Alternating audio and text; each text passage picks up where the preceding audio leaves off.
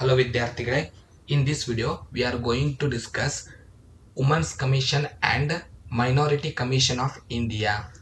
This is your second and third topic comes under third unit.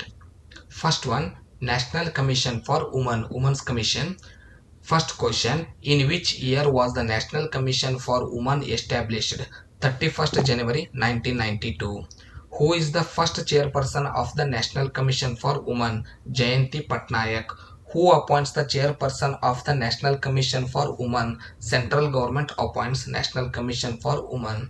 What is the current motto of the National Commission for Women? She is an opportunity maker. This is the slogan. How many members are there in the National Commission for Women? There are 5 members. How many people work in the National Commission for Women? 1 chairperson, 5 members, total 6 people works in National Women's Commission. Who is the current chairperson of National Commission for Women? Rekha Sharma is the present chairman. What is the term of office of the chairperson of the National Commission for Women? 3 years. Where is the salary of the chairperson of National Commission for Women decided? Parliament. Second topic, minorities. How many religions are there in National Commission for Minorities? There are 6 religions. Which is the 6th religion of the national minority? Jainism.